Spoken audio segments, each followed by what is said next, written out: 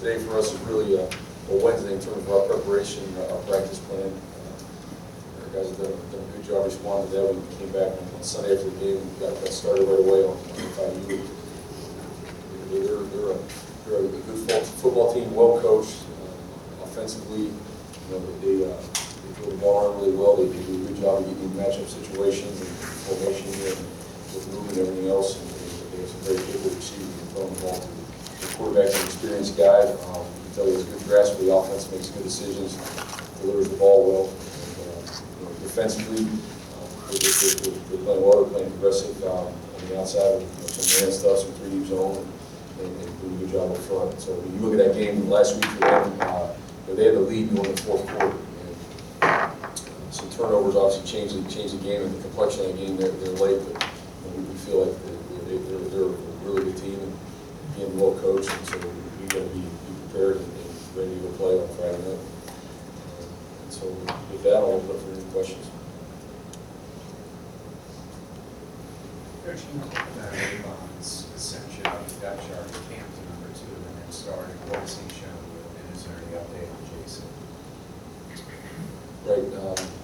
As I stated yesterday, there's no update on JC. That status is still the same.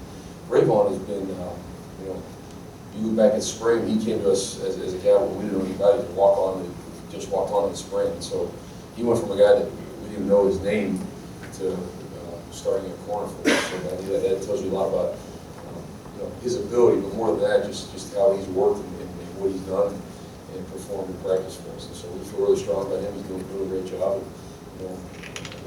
Regardless of what the situation is, he's always got to play and help us. He's a big part of special teams, what we do, and he's always a part of defense. And we like getting more DBs on the field and mixing our coverages and everything else, and he's always a big part of that plan. Coach, it's been said that the biggest improvement in season for most teams is between weeks 1 and 2. You've had a chance to check out the film. Where do you want to see your team make strides this week? Where do you see areas where this team can really make strides? Right. The biggest thing for us is just in our execution. In the game last week, it didn't follow the normal flow of the game in terms of, okay, so we got up big early, and then it's a little differently how it's called, how the guys were playing. The good part is, great part was we got a lot of guys in the game. We played a lot of guys, and that's so valuable for a team, especially for us where we're at right now. So that helped that way. But what we're looking at is just executing at a high level, and really when you go back and look at the game and break it down, piece by piece, there's so much stuff we can clean up on. I think our guys did a great job of focusing on what we emphasized, which was let's come out and play fast, let's have enthusiasm for what we're doing. Let's really take advantage of the opportunities to go play a game. And our guys definitely did that. And now it's okay to do all that as well as let's really have a mindset and focus to execute and do your job. Yeah, DJ. Going down to Florida this week and next week, I know you've made a lot about keeping recruits here at home and focusing on DMV recruiting-wise, but do you view Florida as almost a secondary base for you guys recruiting, and how important is a game like this for recruiting that state? Florida's definitely an important area for us, and I think you can look at the guys we signed in last class and the guys we're continuing to recruit. We're definitely a good presence in Florida. Our staff, including myself, have good ties and good connections down there. So, and there's good players down there, so we'll always continue to recruit. I think it's just how much that means going to play a game or not. I mean, I don't know. That's a hard thing to measure, I guess. I just think for us, it's no matter where we're playing or who we're playing, it's game number 2. We got to find a way to win the game. And that's I'm really trying to create that mindset with our team of one thing at a time. Let's go at the best Wednesday practice today we can possibly have, and do whatever it takes to go win this football game. And then after we do that, then we'll move on to what the next game is and what that means for recruiting down the road and all that. I mean, whatever. I think the biggest thing for us in recruiting is we're going to work really hard at it every single day. And obviously, if you put a good product in the field and you win games, that helps you. Coach, team's playing 17 hours earlier this week. What does playing the Friday night as opposed to Saturday afternoon do as far as how do you prepare, how do you get this team on the right track to kick off? It's our routine's our routine. You just kind of set it from kickoff time and work back and keep your routine set for the week.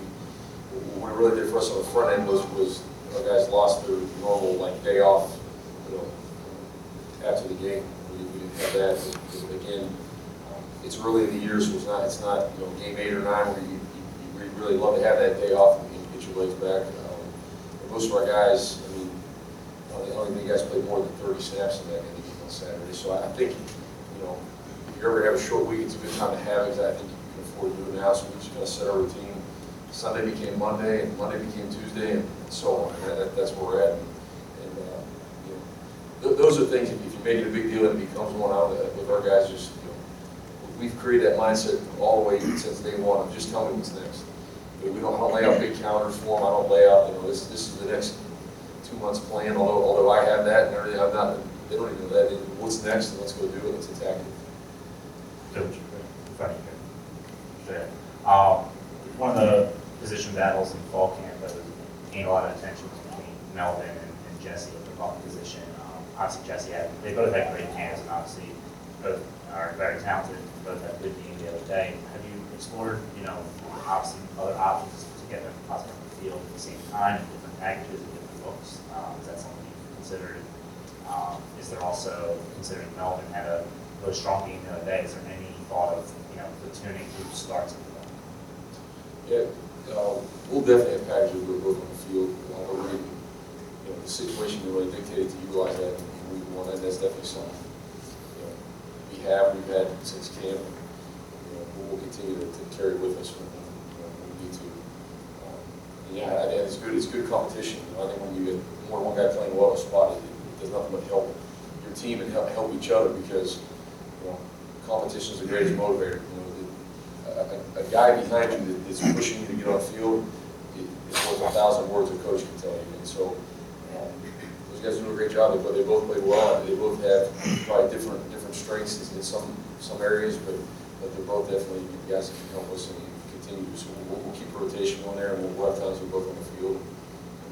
Absolutely, they can help us win. They both play hard, which is important. Coach, correct me if I'm wrong, but I don't think I saw Terry's quarterback take a snap under center until very near the end of the game. How often should we be expecting to see quarterbacks under center in Terry's offense this year? That's a week-to-week game plan type thing. Not a ton. It's definitely our offense is going to be mainly operating on the gun. But we'll do it at times. I know you're not that move the road to get here, but in terms of DeAndre's position now, and being at this stage of his career, can you sense somewhat of an urgency to make plays that sort of contribute to this program? Yeah, speaking of DeAndre Lane, yeah, absolutely. That guy is. I can't say enough about his use of urgency. I love it. That's what he has. He really helps us on special teams. He's a valuable member there for us. And you look back to spring ball and all from camp. He's one of those guys. He doesn't say much, but he's always working and trying to figure out what he can do to help the team. And whatever you ask him, he'll do it. He had a couple big catches in the game. He competes. He blocks on the edge. That's where he first caught my eye in the spring. Was his stature-wise, not a big receiver, and then you look over and just see him put his face there and fighting and blocking every day. And okay, we got something here with this guy. And so, we're very pleased. He's a huge member of our team and what we're doing. He has bought into the fact of whatever I can do for the team, just let me know. And I think he's a good one. DJ over here. With all the freshmen playing last week, and I know you said you want the best players in the field no matter what, but how much do you have to kind of factor in redshirting and stuff like that? Is that something you still consider? Yeah, but those are decisions we'll make down the road. So many guys come in and maybe right away they're not whether it's the starter or able to go contribute on offensive defense quite yet because they're kind of on the brink. But and oftentimes week 5 or 6, you look back and you're like, okay, now the guy's kind of, like, life has slowed down. He's gotten, accustomed to college life, to what you're doing football-wise. Just everything kind of slows down for the guy, and he looks more relaxed, and he's able to play and help you. And you always kick yourself and say, why weren't we just trying to get him ready and play him early? He can really help us now. And so my thought is, we're the guys that we feel can do anything to help us, we're going to play. That's why we're here. We recruit guys to come play and help us. And obviously, if they're not ready to, they can't, and then we're not. We'll make those decisions about redshirting down the road. There's so many unforeseen things in a guy's career, with injuries and everything else. To me, it only makes sense. Like, go full speed and figure out what we can do. And if there's something you can do to help, let's go do it. Coach, you talk about Anna Green's, those kickoffs, what you saw there, as well as Trey Evans. Yeah, so Adam Green is kickoffs. We'd like to be more consistent with ball placement and hang time.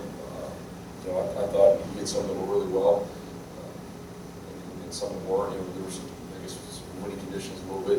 That probably had something to do with it, but I think he knows he can perform better than that. But he's been consistent all through camp. Right? It's nothing that we're concerned about or addressing that way. We're just being matter of fact about it.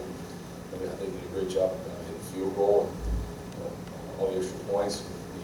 That's what he's been since day one with us. So we feel great about Adam. And then Trey's another guy that came here as a 5th-year transfer, came in the spring, and was totally embraced by the team right away. Just how hard he works. You see how hard he plays. I mean, the thing about Trey is some of his runs don't quite show up in practice what they're looking at the game because he runs so hard. He's a big physical guy. He's hard to bring down. There's not many times in practice we're actually tackling our backs. That kind of went away about 10 days into camp. And so, and even then we're not doing a ton of it. So for Trey, it's like you get to the game, you get to see really all he can do, and you saw him. He's running out cover kickoffs for us. He scooped and scored the block punt on that, and so he's a big member of our team, doing a lot of things for us. Questions? All right, thank you. Player short. We hit terminus!